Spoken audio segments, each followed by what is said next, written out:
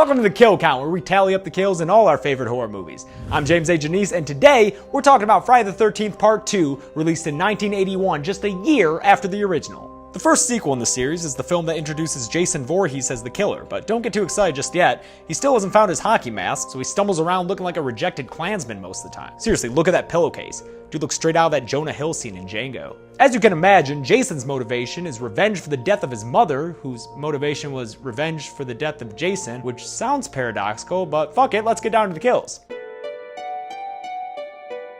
Jason's first kill is Alice Hardy, the chick from the first film that beheaded his mom. We meet back up with her in bed as she moans through a montage of stuff from the first movie, just like wriggles back and forth dreaming about it. Sucks for her, but it's even worse for us, since this padding is a full 5 minutes long. She finally gets the hell out of bed and goes for her favorite midnight snack, rotting head of course, when Jason grabs her from behind and sticks an ice pick through her temple about 11 minutes in. Weird how at this point in my life, I've seen ice picks used more for murder than for picking ice. After her death, we smash cut to title card. Yeah, awesome. Blow that shit up, guys. Then we get some opening credits and then have to wait 20 minutes for another kill, which is way too long for a Friday the 13th movie in my opinion. In the meantime, we meet future Jason victims and I guess get to know them better, although there's not much to them. There's another horny couple, another goofball, another hot chick and pervy tail chaser, but at least there's some diversity with a few token minorities and Mark, a dude in a wheelchair who could totally kick Jason's ass in arm wrestling. Too bad this ain't over the top, buddy. Our preordained final girl is Ginny, who drives a shitty car and gets a little bit of backstory that'll come in handy later. Use a little of that child psychology you're majoring in.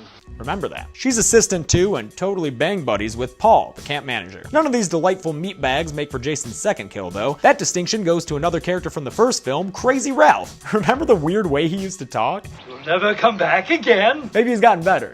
They didn't believe me. Nope. While he's peeping in on Paul and Ginny, Jason garrots him against a tree. Looks like you're the one who's never coming back again. Huh, Ralph?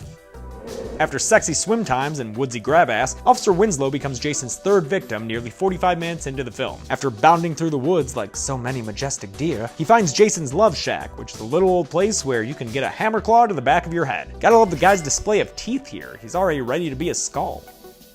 Back at the camp, Paul, Ginny, and all the unnamed and minority characters head off to the town bar, leaving only victims behind, so the kills really start to pick up. Terry, the chick who gets fashion tips from Padme in Attack of the Clones, goes for a skinny dip and gets her clothes stolen by pervert Scott. He winds up in a tree for no goddamn reason, and then becomes Jason's fourth kill after a classic machete throat slit. Ice picks and hammer claws are great, Jason, but you can't forget your fundamentals. A little bit later, Terry comes to cut him down and presumably gets killed off screen, but my rule here is to not count the kill until we see the body, so onward we go. Now we're down to 4 horny kids alive at the camp, and not a one of them knows how to close a window. Sadly, the next one to go is chair-bound hunk Mark as he waits for Vicky to finish, preparing herself, I guess? From an angle that doesn't make any sense, since Mark would clearly see him, Jason swings a machete into Mark's face an hour into the film. Kinda got it lodged in there deep, huh, Jason? Better go get it back. Oh wait, you can't, because Mark hilariously rolls backwards down an absurd amount of stairs that, like, where did those come from? The unintentional comedy of his death is capped off by a zoom in and a white flash. Jason heads back inside to interrupt a surprisingly PG-13 sex scene, which, fun fact, is that way because the actress was underage at the time.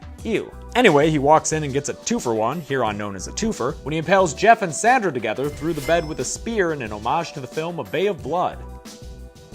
The last teen for Jason to kill off is good-natured Vicky, who spent all her time in this movie very subtly hitting on Mark.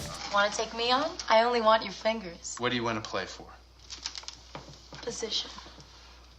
Oh, I'm sorry, I meant not subtly at all. Worked out of their way, she was totally gonna jump his bones before he got killed. She finds Jason and wakes him up from a nap, but he's all grumpy and stabs her in the stomach. Yeah, it's below screen like the lame kills from the first movie, but at least it has the stalkery POV shots that lead into it. Ginny then returns from the bar for the big final girl showdown. Jason chases her around a bunch, she goes WWE on him, by God! And then she winds up at his love shack, where she finds a creepy shrine to Pamela Voorhees, complete with rotting head. Oh, and hey look, it's Terry's body. Just kind of, laying there. No blood or marks? Is she even dead? Ginny should probably try to wake her up. Instead, Ginny uses that backstory of hers to put on Mommy's musty sweater and imitate Pamela, causing Jason to get all stupid and confused. Paul returns, and together they knock Jason down and swing a machete into his shoulder, leaving him for dead, until he crashes through the window! Half of him is all deformed, and the other half looks like Hillbilly Jim. If you dig the way he looks, sorry, he's never gonna look like this again, so enjoy all this slow motion they give us here. A white flash takes us to the end, where Ginny's on a stretcher calling out Paul's name. Not gonna count Paul as a Vic since it's unconfirmed, so let's call it there and get to the numbers.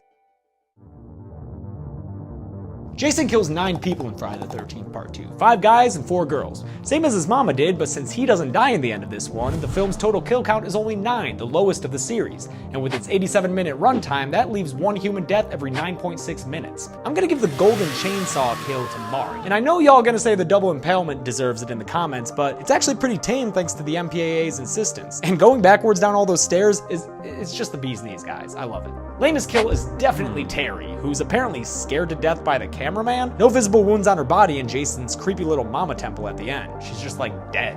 Cool. And that's it. Friday the 13th Part 2, released in 1981, actually less than a full year after the original. Next week we'll be looking at Friday the 13th Part 3, released in 3D, but not the good 3D that we have today. Until then, I'm James A. Janice. This has been The Kill Count. Hey guys, thanks a lot for watching part 2 of the Kill Count series on Friday the 13th. To subscribe, if you like what you saw, make sure you click that button over there, all that dead meat. If you found me entertaining at all, make sure you click that button to go to my other channel, Practical Folks. We've got 10 more weeks left in this series, so I want to communicate with you guys. Let me know what your favorite Friday the 13th movie is in the comments below. Thanks a lot for watching. I'll see you next week.